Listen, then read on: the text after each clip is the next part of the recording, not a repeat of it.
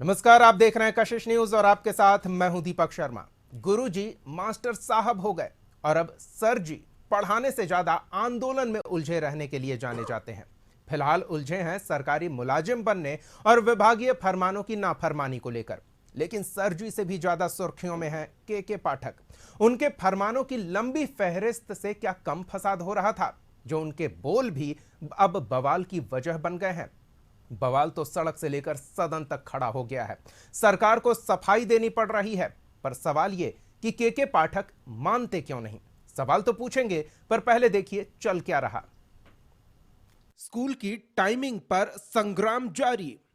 लेकिन एक आला अधिकारी ऐसा तानाशाह हो गया है कि पूरे सदस्यों को अपमानित कर रहा है।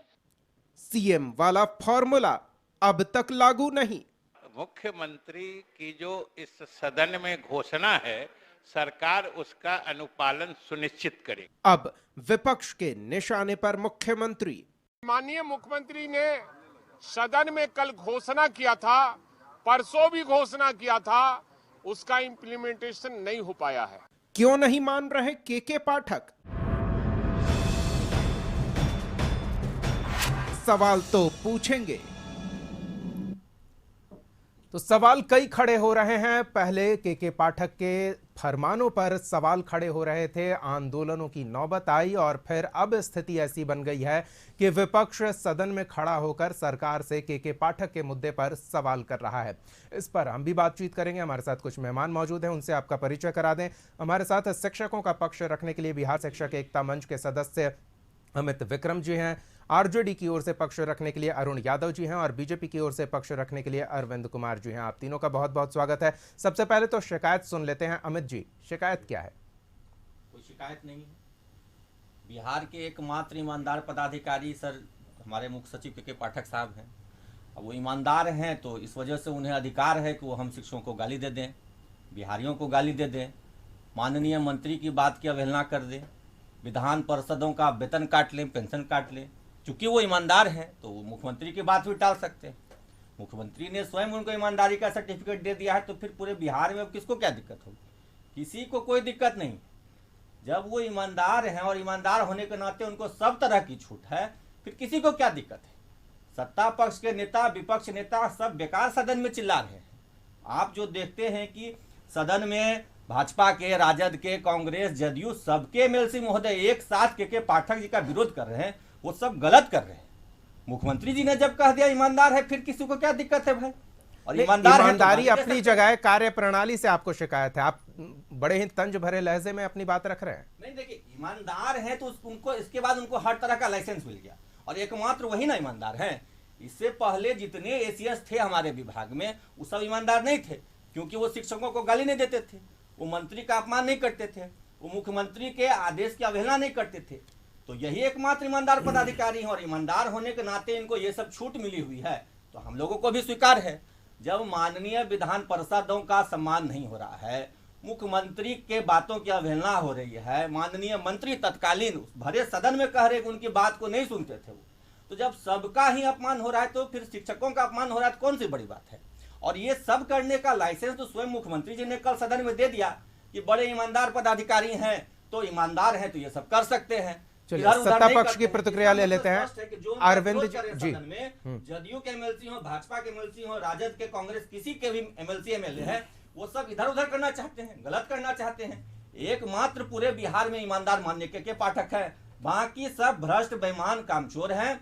इसलिए वो सबको गाली दे सकते हैं, सबकी प्रतिष्ठा का अपमान कर सकते हैं, सबको जो मन सो कह सकते हैं, किसी के भी आदेश। अब तो मुख्यमंत्री के आदेश की अवहेलना कर दे तो बाकी किसी की क्या? चलिए, पक्ष ले लेते हैं सत्ता पक्ष का। अरविंद जी, सरकार अपने अधिकारियों पर नियंत्रण नहीं रख पा रही है। अमित जी जो कह रहे हैं उसका लबोलुबाब यही निकल रहा है, क्या कहेंगे?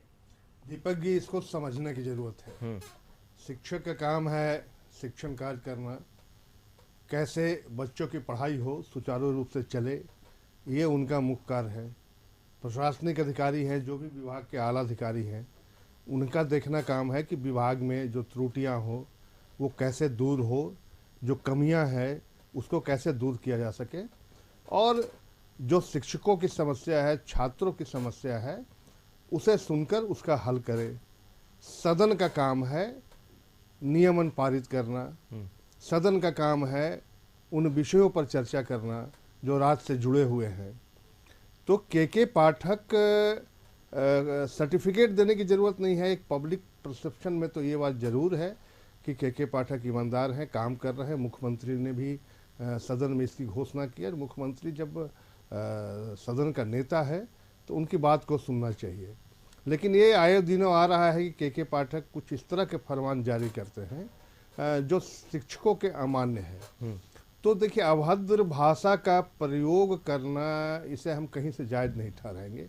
ये कहीं से जायज़ नहीं है। कार्य प्रणाली एक अलग होती है और प्रशासनिक दृष्टिकोण एक अलग होती है। अगर हम तो कहेंगे कि अगर शिक्षण कार्य के लिए जो स्कूल की स्थिति, दयनीय स्थिति थी शिक्षक की, अब जैसे हाई कोर्ट में जब इंक्वायरी करने के लिए कहा कि भाई जितने भी शिक्षक आवेदन दिए हैं उनकी जांच की जाए, तो 1-1.5 लाख से ज़्यादा लोग फर्जी निकले। तो देखिए, कहीं ना कहीं अंकुश लगनी चाहिए। लेकिन के पाठक को इस हालात में इन कार्यों को बड़ा संयमित ढंग से करना चाहिए, जिसमें छात्र हो, शिक्षक प्रतिनिधि हो या सरकार हो, एक समन्वय बैठा के इस तरह के काम करना चाहिए। मैं इसके हिमायती हूँ। चलिए, तो आप ये मान रहे हैं कि समन्वय का कहीं ना कहीं अभाव है। अरुण जी, अगर सरकार और सरकारी व्यवस्था का संचालन करने वाले अधिकारी के बीच समन्वय का अभाव हो तो फिर क्या होगा, कहना मुश्किल है। उपाय कुछ दिख रहा है? देखिए दीपक जी, ये एक अलग प्रश्न है और सबसे बड़ा प्रश्न जो आपने देखा कि माननीय मुख्यमंत्री जी सदन के अंदर आदेश देते हैं टाइमिंग को लेकर, और उस आदेश का किस तरीके से माखौल उड़ाया जाता है, उस आदेश का किस तरीके से उल्लंघन किया जाता है, ये सबसे दुर्भाग्यपूर्ण बात है। और आज उसके बावजूद भी लगातार तुगलकी फरमान, हम लोग जानते हैं भारतीय संस्कृति में गुरुजनों का, शिक्षकों का सम्मान ईश्वर के बराबर है। हम ईश्वर का दर्जा उन्हें देते हैं और ये बेलगाम अधिकारी शिक्षकों को गाली से सम्मानित करते हैं। ये आखिर अदृश्य रूप से कौन इसको शक्ति देता है भाई, जो ना तो मुख्यमंत्री का आदेश मानता हो, ना तो जनप्रतिनिधि का सम्मान करता हो, ना तो शिक्षकों का सम्मान करता हो, ऊपर से प्रताड़ित करता हो। अच्छी बात है, शिक्षा का सुधार शिक्षा के क्षेत्र में हो, सारे बिहारवासी चाहते हैं। ये तो आपने देखा 17 महीने के कार्यकाल में महागठबंधन सरकार में हमारे आदरणीय नेता तेजस्वी यादव जी का संकल्प था कि सरकारी स्कूलों में समय पे शिक्षक आए, बिहार के स्कूलों को शिक्षक मिले, बच्चे को अच्छी शिक्षा प्राप्त हो। तो ये तो सब चाहते हैं। क्या उसमें के पाठक रोड़ा बन रहे हैं अरुण जी? क्या उसमें के पाठक रोड़ा बन रहे हैं? बिल्कुल।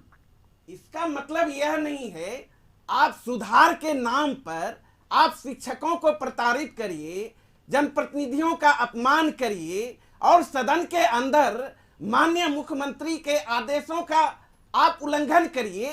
भाई लोकतंत्र है, लोकतंत्र में लोक ऊपर होता है, तंत्र नीचे होता है। आखिर ये किस तरह का तानाशाही है? किसके सह पे इस तरह का बेलगाम जो पदाधिकारी हैं, अधिकारी हैं, खुलेआम सबको चुनौती दे रहा है? ये सबसे बड़ा सवाल है। सवाल और यही है मुख्यमंत्री जी भी उसके बाद ऐसे पदाधिकारियों को सर्टिफिकेट देते हैं, ईमानदारी का सर्टिफिकेट देते हैं, तो ये तो बहुत बड़ा सोचनीय सवाल है और बिहार के लिए और बिहार वासियों के लिए चिंता का विषय है। दीपक जी, क्या वाकई चिंता का विषय है? अमित विक्रम जी के पास चलते हैं। अमित जी, क्या आपके कामकाज में कहीं के पाठक के आदेश रुकावट बन रहे हैं? बच्चों के पठन पाठन में कहीं रुकावट बन रहे हैं, ऐसा आपको लग रहा है? देखिए सर, शिक्षा का गोल क्या है, उद्देश्य क्या है, अल्टीमेटली ये समझने की जरूरत है। हम शिक्षकों को हमेशा यह बताया गया है, ट्रेनिंग दी गई है कि शिक्षा का उद्देश्य सर्वांगीण विकास है। और सर्वांगीण विकास की जब बात होती है तो उसका मतलब रटंत विद्या नहीं होता है। 8 घंटे 9 घंटे बच्चों को विद्यालय में किताब पढ़वा करके उनका सर्वांगीण विकास नहीं हो सकता है। सर्वांगीण विकास उनका तब होगा जब उनको पढ़ाई के साथ साथ खेलकूद के लिए भी समय मिले, अपने परिवारजनों के साथ बिताने के लिए समय मिले, छुट्टी पर्व त्योहार अपने घर परिवार के साथ मनाने के लिए समय मिले। सस्टेनेबल डेवलपमेंट और होलिस्टिक डेवलपमेंट की बात होती है। मैं इस पर चाहूंगा कि हमारे जो माननीय सत्ता दल के प्रवक्ता हैं वो थोड़ा प्रकाश डालेंगे, क्या होलिस्टिक डेवलपमेंट एक चाइल्ड का कैसे होगा। जबरदस्ती अमित जी, आप ये भी बता दें कि स्कूल के टाइम टेबल में गेम्स पीरियड अलग से नहीं है। मैं बता रहा हूं ना कि क्या 9 घंटे तक जबरन एक बच्चे को क्लास में बैठा करके उसका होलिस्टिक डेवलपमेंट हो जाएगा? क्या आप बच्चों को 5 बच्चों को चिन्हित करके ये 5 कमजोर बच्चे हैं, कहीं ना कहीं आप उनके अंदर हीन भावना नहीं आप डाल रहे हैं? राष्ट्रीय जो शिक्षा का अधिकार कानून है वो स्पष्ट कहता है कि आप बच्चों में उनकी प्रतिभा या मेधा के आधार पर भेदभाव नहीं कर सकते हैं। किसी को आप ये नहीं कर सकते। अगर मैं एक शिक्षक होने के नाते किसी बच्चे को कह दूं तुम बेवकूफ हो, बुड़बक हो, मेरे ऊपर केस मुकदमा हो जाएगा। और सरकार हमसे ये काम करवा रही, विभाग ये करवा रहा है कि 5 बच्चे को चिन्हित कीजिए, ये कमजोर बच्चे हैं। तो कहीं ना कहीं उन बच्चों के अंदर हीन भावना आ रही है। हम लोग विद्यालय में देखते हैं वैसे बच्चों को बाकी बच्चे कहते हैं पढ़ने में कमजोर है, बुड़बक है, नहीं समझता, इसीलिए इसको अलग से बैठाया जा रहा है। नहीं तो इसीलिए तो शिक्षक हैं और इसीलिए तो एक्स्ट्रा क्लासेस हैं।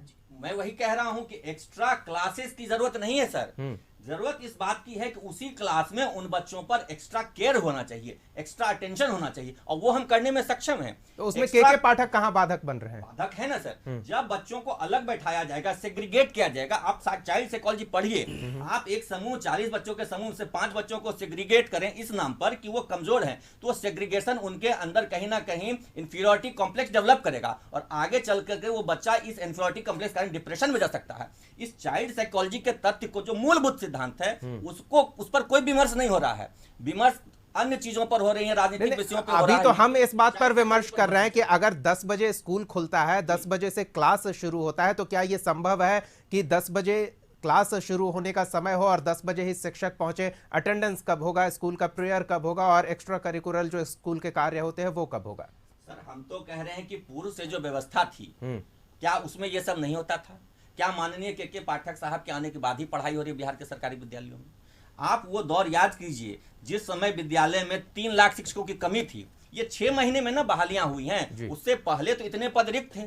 कौन पढ़ा रहे थे इन विद्यालयों में? वही पढ़ा रहे थे जिनको आदरणीय भाजपा प्रवक्ता आज फर्जी कह रहे हैं, हाईकोर्ट का हवाला दे रहे हैं। हाईकोर्ट में ऐसा कोई आदेश नहीं है। ये आज दिखा दें 1.5 लाख शिक्षक फर्जी होने का कोई आदेश, कोई जजमेंट, तो मैं अपने पद से इस्तीफा। चलिए इस चर्चा बिल्कुल जब केस बिल्कुल आपने कैसे और उसमें जितने रिपोर्ट आए हैं उसमें एक अच्छी संख्या है फर्जी आपने जजमेंट, आप जज हैं क्या? आपने जजमेंट पास कर दिया। नहीं, ये अपनी बात रख रहे हैं, आप अपनी बात रख रहे हैं। हम इस चर्चा को आगे जारी रखेंगे।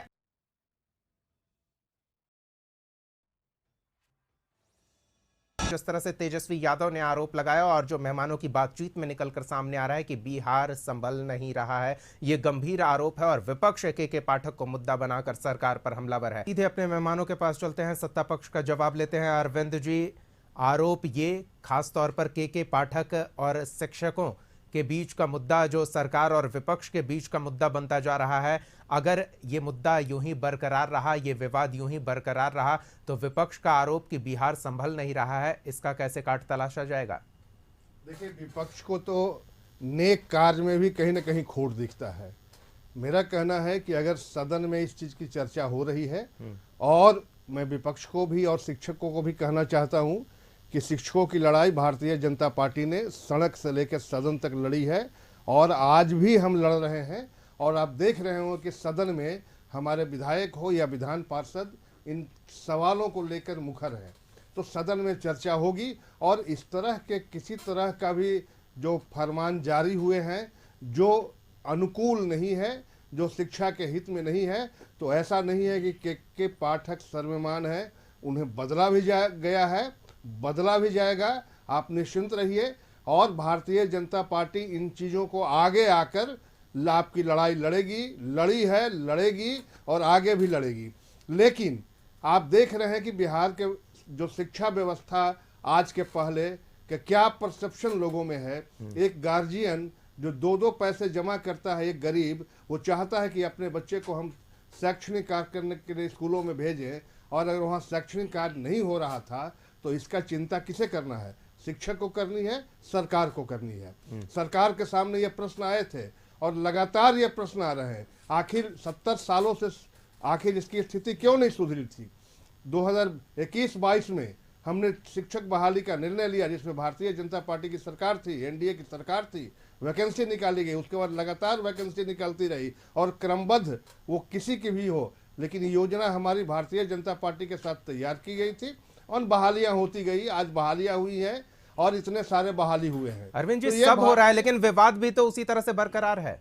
नहीं, विवाद को छोड़िए, विवाद के लिए सदन में चर्चा हो रही है, मुख्यमंत्री हैं, प्रशासनिक अधिकारी है, आप देख रहे हैं कि वो लोग बिल्कुल मुखर हैं, हमारे पार्टी के लोग भी मुखर हैं और इस समस्या का हल करेंगे, लेकिन राजनीति से इस समस्या का हल नहीं होगी। शिक्षा जगत एक ऐसी है जहां धैर्य रखना पड़ेगा, ऐसी कोई फरमान जारी नहीं होगा। कितना धैर्य अब रखा जाए, ये सवाल खड़ा हो रहा है। चलिए हम अरुण जी के पास चलते हैं। अरुण जी, हमने देखा है प्रोफेसर चंद्रशेखर भी एक तरह से हाथ खड़े कर देते थे जब बात के पाठक की आती थी, तो आखिर उस समय में और इस समय में कुछ बदलाव नहीं दिख रहा है के पाठक के रवैये में, क्या गुंजाइश देख रहे हैं? देखिए, अभी हमारे साथी दीपक जी बता रहे थे कि हमने शिक्षकों की बहाली को लेकर एनडीए सरकार ने मैप तैयार किया। हम तो कहना चाहते हैं कि 17 साल से एनडीए की बिहार में सरकार थी और सबसे ज्यादा अगर शिक्षा व्यवस्था को चौपट करने का काम किया तो इन 17 सालों में एनडीए सरकार ने किया। आप देखिए ना, नियोजन नीति ला के शिक्षकों के भविष्य के साथ तो खिलवाड़ किया ही, साथ साथ बिहार के बच्चों के साथ भी भविष्य के साथ खिलवाड़ करने का काम किया। लगातार क्या कहते थे ये भारतीय जनता पार्टी के लोग, और जब डिप्टी सीएम सुशील मोदी जी थे तो नियोजित शिक्षक जब सवाल उठाते थे राजकर्मी का दर्जा हमें चाहिए, तो डिप्टी सीएम रहते हुए सुशील मोदी जी कहते थे भगवान भी जमीन पर आ जाएंगे तो इन लोगों को राजकर्मी का दर्जा नहीं मिलेगा। लंबे अरसों से बहुत सारी वैकेंसियां रिक्तियां खाली थी, क्यों नहीं भरने का काम किया। लेकिन यह जब तब संभव हुआ जब बिहार में महागठबंधन की नई सरकार बनी। उस सरकार में जब हमारे नेता थे तेजस्वी यादव जी और उनका प्रण था कि हम जब सरकार में आएंगे तो 10 लाख नौकरी देने का काम करेंगे, वो भी प्रथम कैबिनेट से। संजोगवश हमारी सरकार नहीं बनी, लेकिन उसके बावजूद भी नीतीश कुमार जी 2022 में 9 अगस्त को एनडीए छोड़कर आए और आदरणीय लालू प्रसाद यादव जी के सहयोग से संरक्षण में यहाँ महागठबंधन की सरकार बनी। उस सरकार में हमारे नेता तेजस्वी यादव जी का अहम भूमिका रही, जिनके कारण बिहार के नौजवानों को 5 लाख सरकारी नौकरियां मिलने का काम हुआ। आपने देखा बीपीएससी के तहत 2,17,000 नौजवानों को नौकरी मिली। आपने देखा बिल्कुल राजकर्मी का अरुण जी, दर्जा, लेकिन के पाठक का विवाद है जी। दीपक जी, राजकर्मी का दर्जा हमारे आदरणीय नेता तेजस्वी यादव जी का प्रण का प्रतिफल था कि 4 लाख से अधिक नियोजित शिक्षकों को राजकर्मी का दर्जा मिला। वहीं मामूली सा एग्जाम लेने की बात थी, मामूली सा। नहीं दीपक, आप बताइए सुन लीजिए, कौन थे के पाठक, लेकिन और थे, आप सारा सुन श्रेय लीजिए, केवल मत लीजिए। नहीं मुख्यमंत्री का कोई नाम नहीं है। बता रहा हूँ, अगर आपके महागठबंधन के मुखिया मुख्यमंत्री थे तो नीतीश जी का कुछ रोल नहीं है। कोई रोल नहीं। सुन लीजिए, एक प्रोमिस था जब वो आए थे हमारे साथ, हमारे नेता तेजस्वी यादव जी ने कहा था ये हमारा मांग है, प्रोमिस है नौजवानों के साथ, बिहार वासियों के साथ, इसके साथ आपको कंप्रोमाइज करना पड़ेगा, तब हम आपके साथ जा सकते हैं। नीतीश जी ने उसे स्वीकार किया। आप कह रहे हैं कि अरुण जी, आपकी बात अपनी जगह सही है, लेकिन के पाठक का विवाद उस समय भी था, आपको पता होगा। यही तो हम जानना चाह रहे हैं। बताना चाहता हूं दीपक जी, उस समय भी शिक्षकों को यह प्रताड़ित करने का काम करते थे। कई ऐसे तुगलकी फरमान जारी होता था, लेकिन तेजस्वी यादव जी को जब लगता था कि जन भावनाओं के विपरीत यह निर्णय है, शिक्षकों के विपरीत निर्णय है, तो उस निर्णय को पलटा जाता था। लेकिन भाजपा जब से आई है, तानाशाह हो चुकी है ये पदाधिकारी, और यहाँ तानाशाह यहाँ तक कि मुख्यमंत्री का आदेश का भी पालन नहीं होता। अरुण जी, एक जवाब दीजिए। 2 दिन से सदन में किस गूंज रहा है निर्णय को पक्ष काटा गया है? आप लेकिन चैनल पे कह रहे आप हैं। कई आप यह जवाब दें। मैं जवाब कि दे कौन रहा से हूँ निर्णय को कई काटा? आपने तेरे शिक्षकों आप का देखिए, सरकारी दर्जा आप क्यों नहीं नहीं दिया? मैंने कैबिनेट में पास नहीं हुआ, दिया? कैबिनेट ने तो निर्णय लिया और एक आप मामूली नहीं दे सा रहे एकदम हैं। राजकर्मी अभी का एनडीए दर्जा की सरकार देकर देगी। उन्हें नहीं केवल दिए। जुमलेबाजी नहीं, आप नियम जुमलेबाजी- चलिए, हम यहाँ नहीं, नहीं, श्रेय की आप- बात आप नहीं कर रहे हमारे हैं। अरविंद जी, नहीं रखते हैं। अरविंद जी क्या आप रखते काम हैं? में विश्वास नहीं रखते हैं। भारतीय अरविंद जी, जनता पार्टी बिल्कुल, बिल्कुल, दुनियावादी अमित जी, में आप ही के पास आ रहे हैं। विश्वास रखती है। वो मुद्दों की बात अरुण नहीं जी, करती। ठीक है। हमारे अरुण जी, नेता अरविंद जी, एक मुद्दों की मिनट, बात करते हैं, एक मिनट। सरकार की अभी बात करते हैं, शिक्षक युवाओं की परेशान बात है करते के हैं, पाठक बिहार के की कारण, जनता और की बात सरकार करते हैं। न महागठबंधन की सरकार के दौरान के पाठक पर कुछ हुआ, न अभी की सरकार के पाठक के विरुद्ध कुछ करती दिख रही है। अमित जी, क्या चाहते हैं? देखिए सर, हम लोग केवल इतना चाहते हैं, और हम लोग सबको इस बात, सभी शिक्षकों के बिहाफ पे मैं कह रहा हूँ, हम लोग बिहार की शिक्षा व्यवस्था को दुनिया की नंबर 1 बनाना चाहते हैं और उसके लिए 110% कमिटेड हैं। लेकिन शिक्षकों की कमी थी। आप देख रहे हैं 3 लाख शिक्षक कम थे, तब ना आज बहाली हुई है। बहाली हुई तब आके शिक्षकों की पूर्ति हुई है। भवन नहीं थे, आप देखते कैसे कैसे वीडियो आते थे, भवन नहीं था, भवन बन रहा है। डेस्क बेंच नहीं था, वो सब पूर्ति हो रहा है।